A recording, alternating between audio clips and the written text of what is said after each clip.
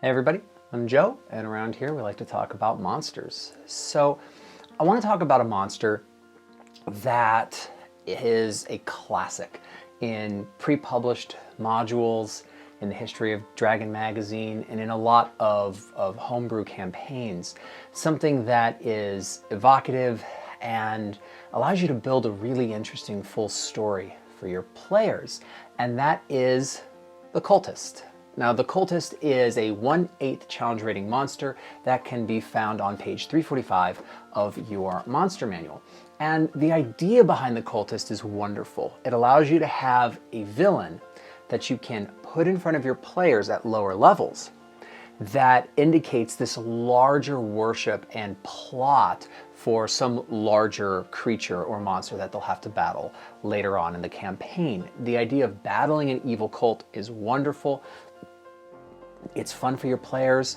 It is in a lot of pre-published modules, quite famously in early levels of Baldur's Gate, Descent into Avernus, you fight cultists.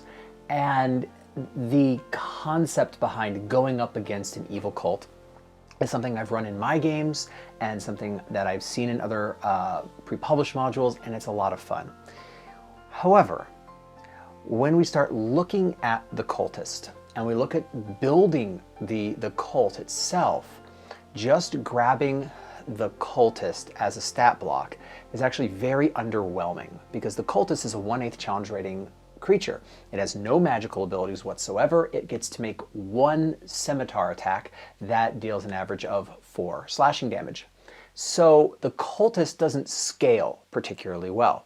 But there are wonderful ways of being able to use a cult as part of your story narrative, and ways of starting to scale the idea of the cult for campaigns at higher levels. So today we're going to take a look at running the Cultist, and we're going to take a look at building the cult itself out of a variety of monster stat blocks and being able to challenge players at a variety of levels.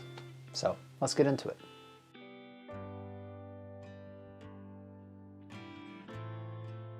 So let's start by examining the Cultist and how it operates and how we run it in combat. The Cultist is a 1/8 challenge rating monster. It has 9 hit points and an armor class of 12.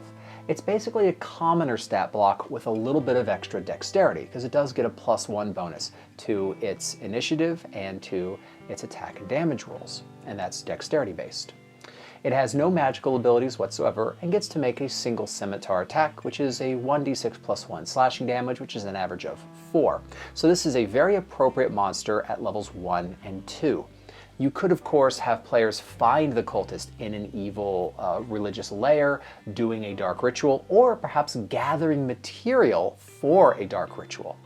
The one really interesting thing about the Cultist stat block is an ability called Dark Devotion. And Dark Devotion basically means that the Cultist has advantage on saving throws against Charm and Fear.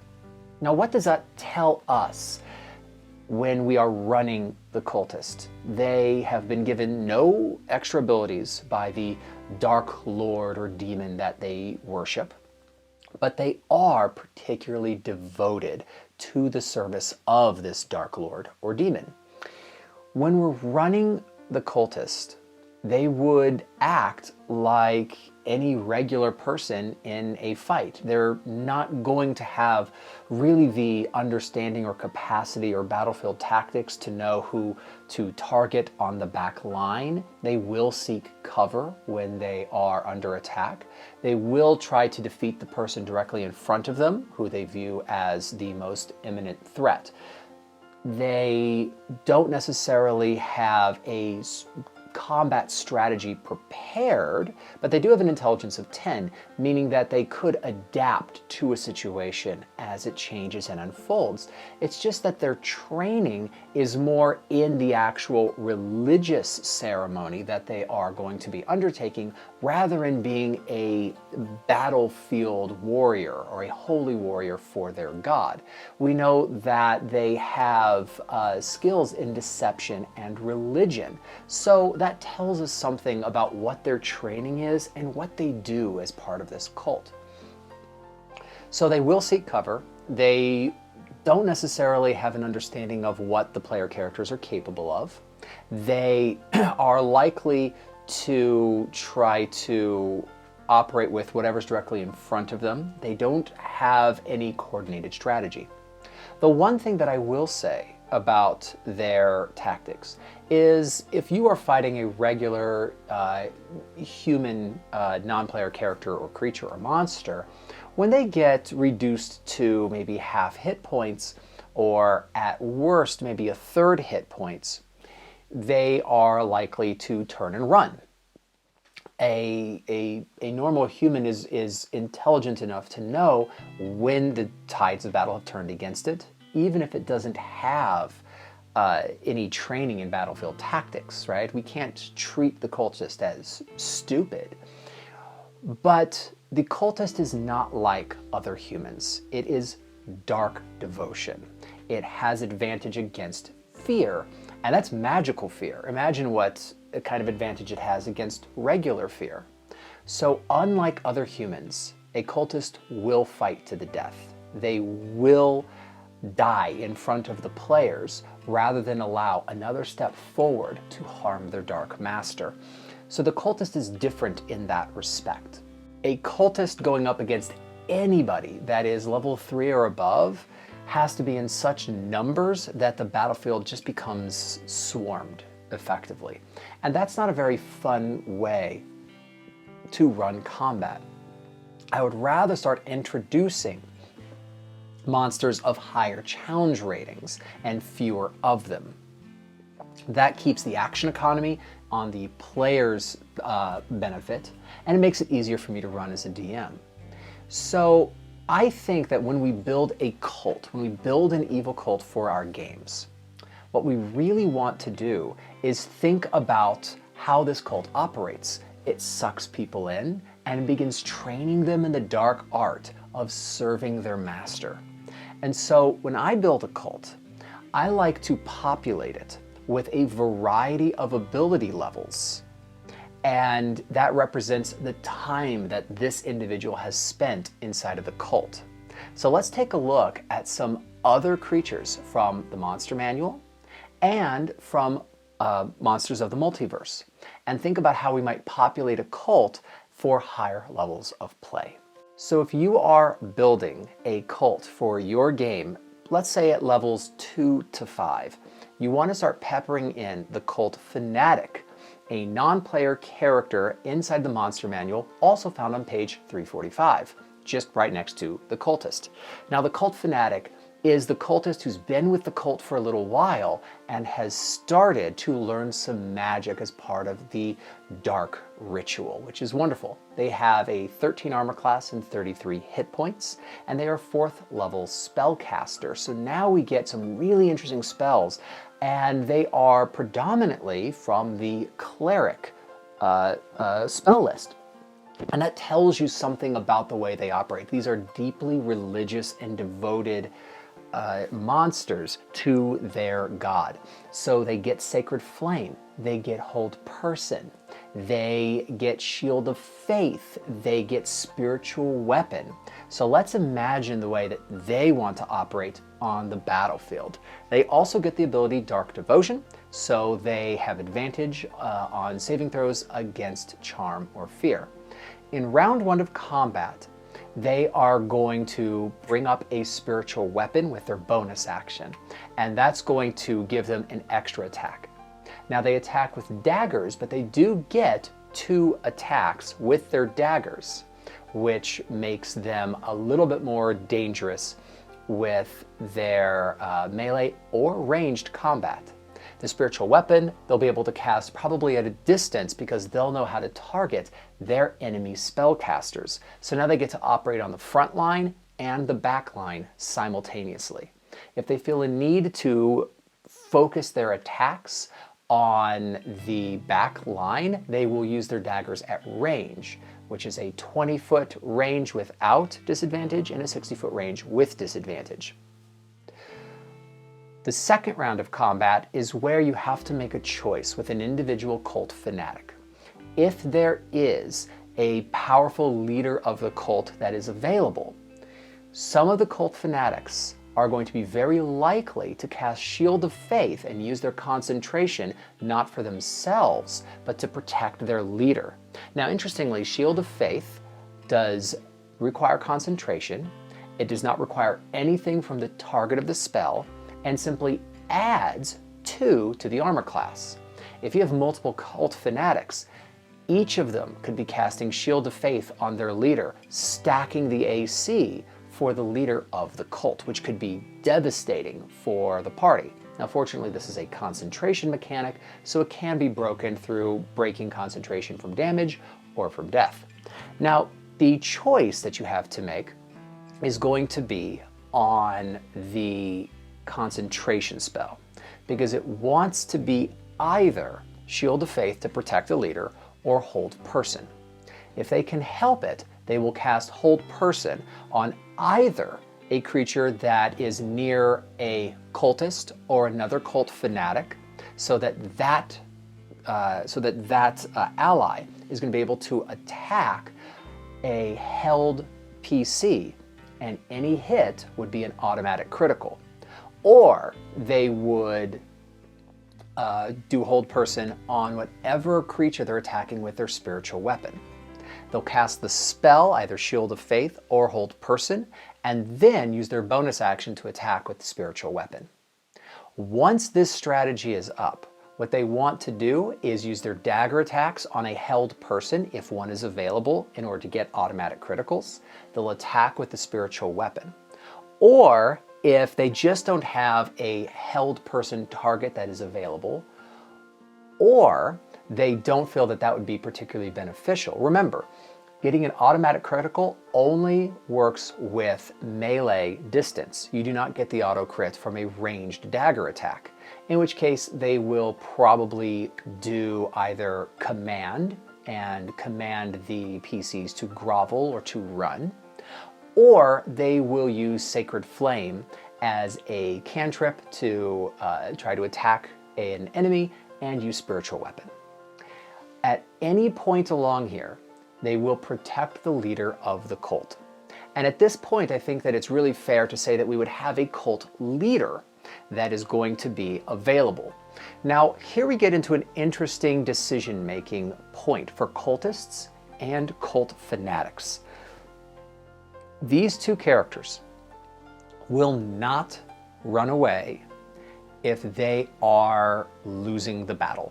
100% they will not. They will fight to the death because that is part of their religious faith. However, what if the cult leader is murdered? I view the cult as being so top-heavy in its structure that the second the leader is killed, it will be likely that a cultist or a cult fanatic will either surrender or turn and run, independent of how much damage they've taken, because they don't have a leadership outside of the cult leader, which I think makes a lot of sense with the way that cults run in the real world. They are very top-heavy, leader-centric organizations. So your PCs hopefully would figure out that the main thing that they want to do is defeat the cult leader and ignore the cult fanatic. The cult fanatic's job is to make that very difficult to do, either through buffing the AC of the cult leader or by shutting down their enemy with Hold Person, attacking the backlines of spiritual weapon, and using their daggers either in melee or at range, depending on how combat is turning out. All right, let's say that your PCs have found a cult at higher levels of play. Let's say this is happening somewhere from levels 4 to 8. They might find cultists, they might find cult fanatics, but at this point, at higher levels, the top-end boss being just the cult fanatic in the scenario that they're in won't be enough.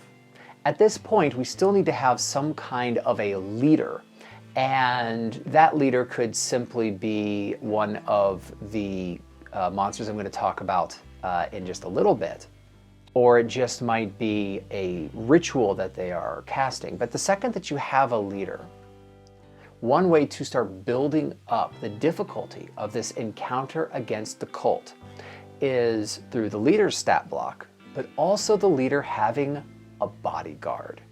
And at higher levels, this is when you can start to introduce the Blackguard into your cult. Now, the Blackguard is found on page 63 of Monsters of the Multiverse.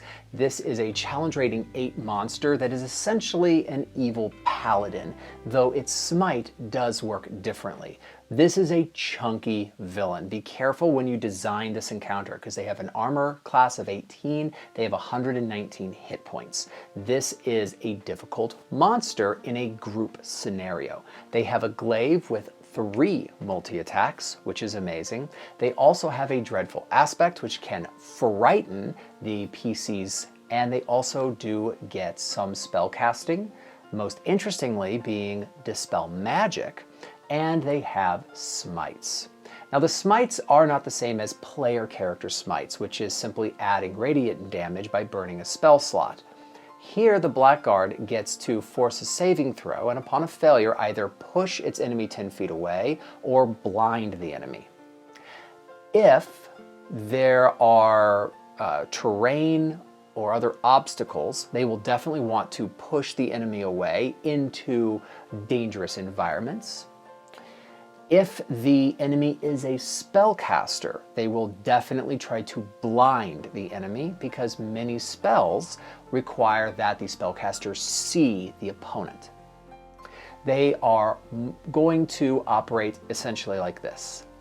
The Blackguard is going to be the defender of the cult leader. This is a bodyguard, so they're going to move to stand near their leader, and round 1 of combat, they will use Dreadful Aspect. Now, this is a recharge ability on a 5 or a 6, and the way that they're going to operate is getting close to the leader using Dreadful Aspect, and on a failure, there is a fear condition for the PCs, making sure that they cannot move closer to the Blackguard, but that will, by definition, also mean not moving closer to the cult leader.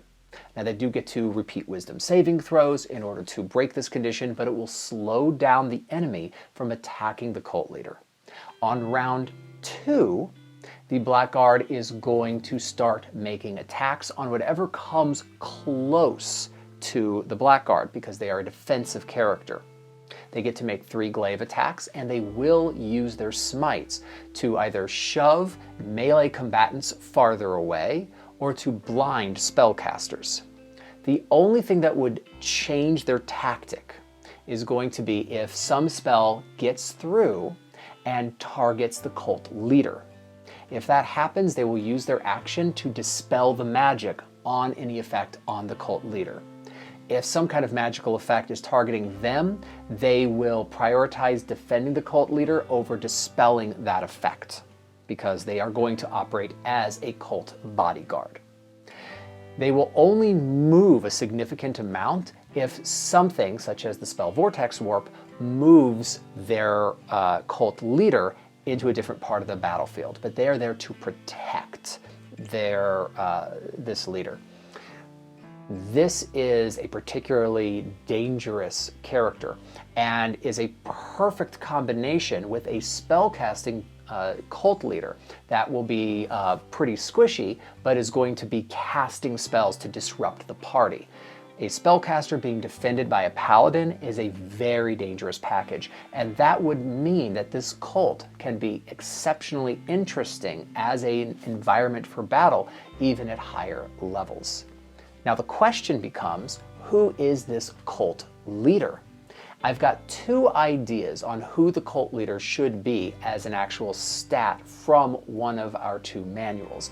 But just coming back to the way that the Blackguard is going to operate, like the Cultist and the Cult Fanatic, the Blackguard will absolutely not run away. It will not give up the fight, even if it is losing, so long as it is defending the leader.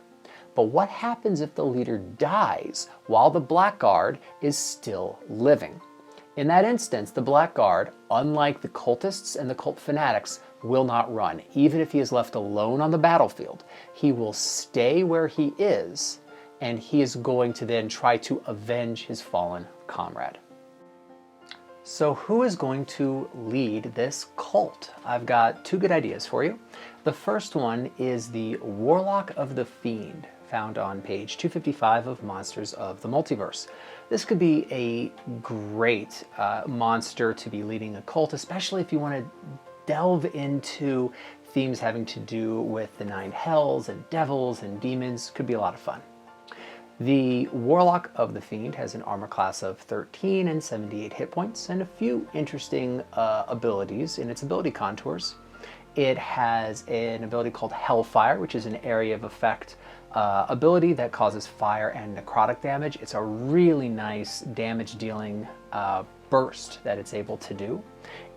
Being a warlock, it is a spellcaster, and it gets some cool spells. It gets Banishment, it gets Plane Shift and Suggestion, and it has a 3 times per day Fiendish Rebuke, and that allows it to deal damage as a response, it says, not reaction, interestingly, on somebody who's just dealt damage to it.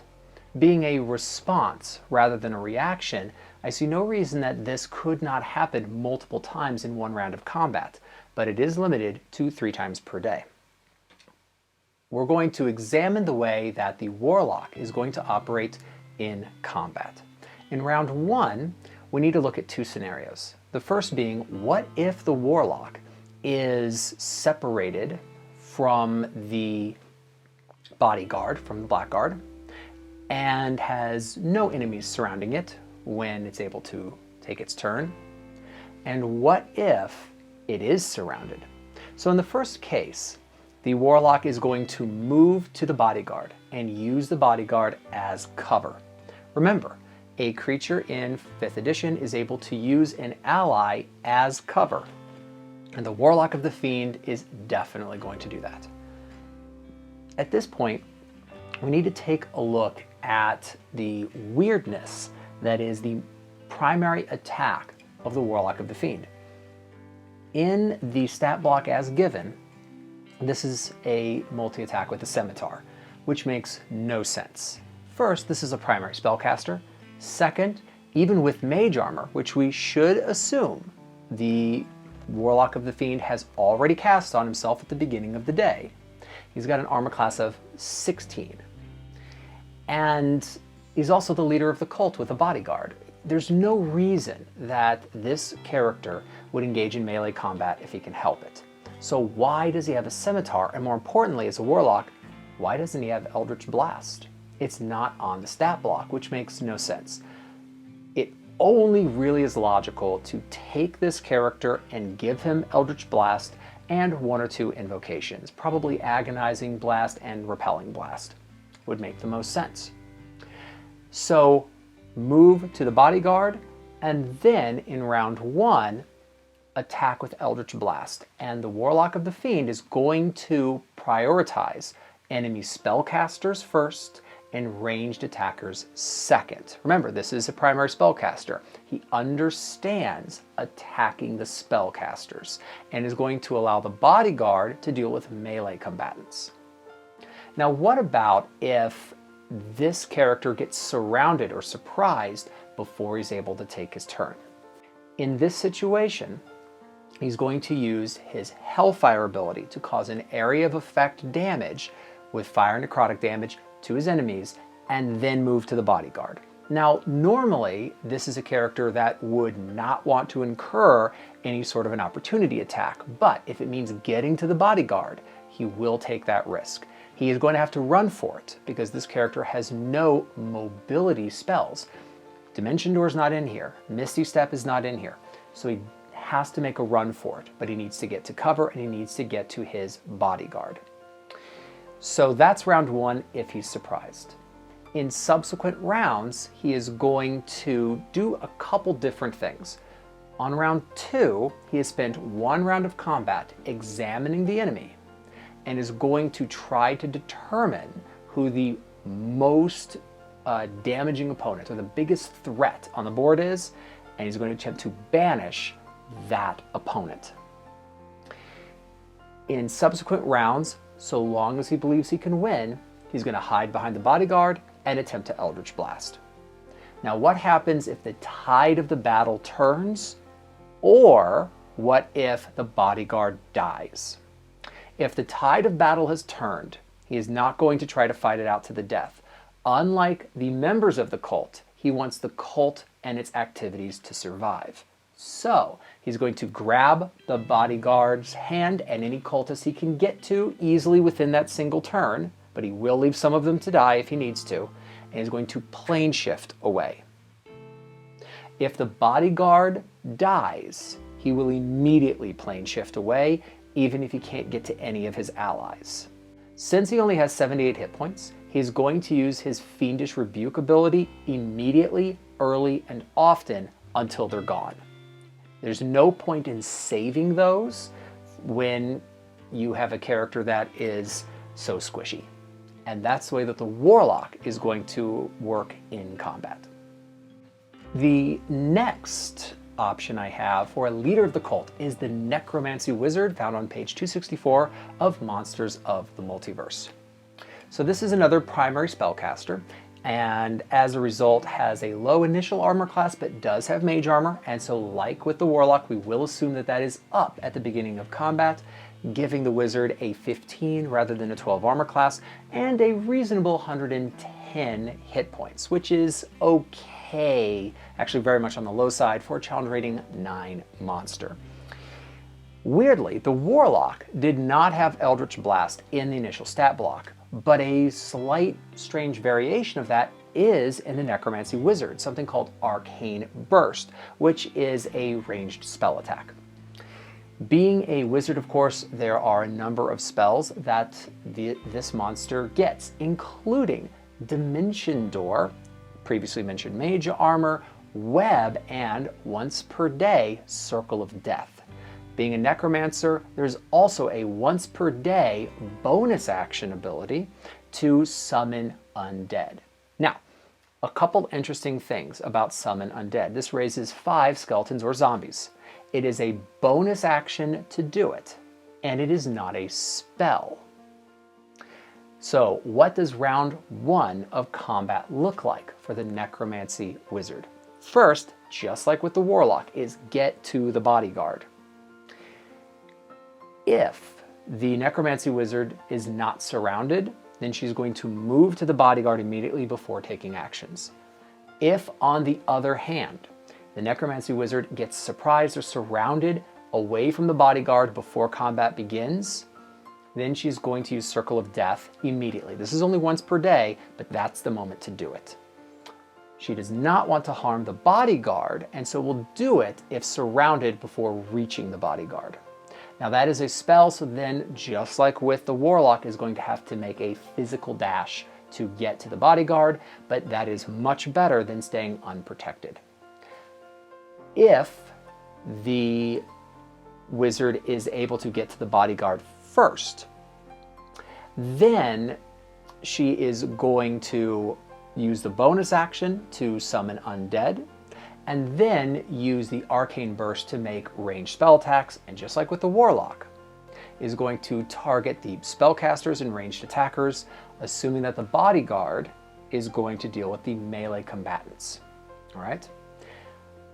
If the wizard is surrounded, then it's going to be very similar. She's going to have a choice to make. She can summon the undead around the players and then Dimension Door out to the bodyguard, which would make sense. Or could do Circle of Death and then bonus action summon undead and make a run for it. And that might be a way to deal more damage but incur opportunity attacks. The way you envision this wizard operating is going to make the difference. Once the wizard gets to the bodyguard, she's going to make sure that the summoned undead continue attacking and defending her position, and is going to make ranged spell attacks. If multiple characters come close in melee, too many for the Blackguard to deal with easily in one turn, then she might use Bestow Curse. If the Blackguard dies, immediately the wizard is going to Dimension Door away. and try to escape. If the tides of battle are turning, then just like with the warlock, the wizard is not going to want to fight it out to the end and is going to want to continue the work of the cult. He's going to grab the bodyguard by the hand and is going to dimension door 500 feet away. Now she gets 2 dimension doors per day and ideally has been able to save one of them and hopefully save both of them. First round of dimension door, grab the bodyguard, dimension door 500 feet. Second round, another 500 feet, trying to get as far away as possible, and that's her escape plan. And that's the way you run the wizard in combat.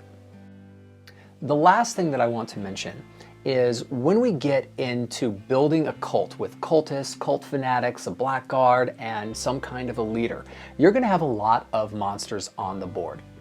Cult fanatics and cultists, you might have a nice chunky amount. Skeletons and zombies, if you run a necromancy wizard, you're going to have them too. And at this point, your cult might start to feel unwieldy, that you're going to have way too many bad guys on the field, and it's going to be too much to juggle. So how do you deal with this? We are going to use a wonderful thing from Dungeons & Dragons 4th edition, which sadly didn't make it into 5th edition, and that is the minion rule.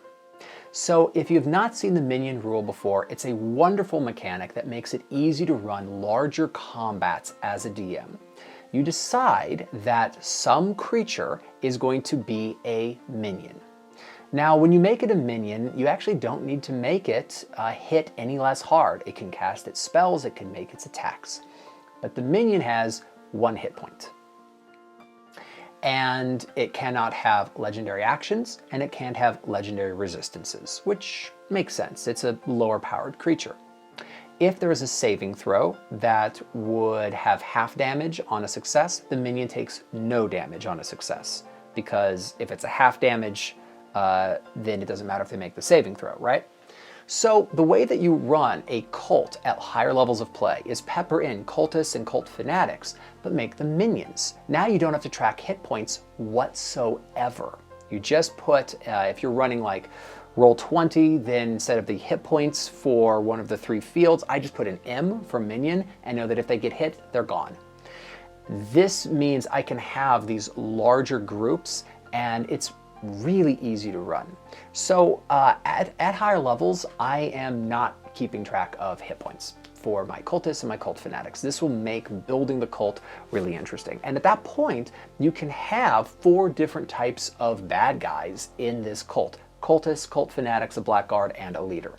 And you can set them anywhere you want. You can have them doing some kind of a ritual. You can have them trying to gather dark materials for a ritual. You can have them attacking some fort or some good guy. You can do anything you want with this evil cult, and you can start having a lot of fun with them. So this has been my look at running cultists and cults inside of Dungeons & Dragons. I hope this has been useful. If you've had fun putting cultists into your game, I'd love to hear about it. Please let me know. YouTube is literally made out of buttons. They're all over here for you to press. And thank you very much for joining me, and I'll see you next time. Bye.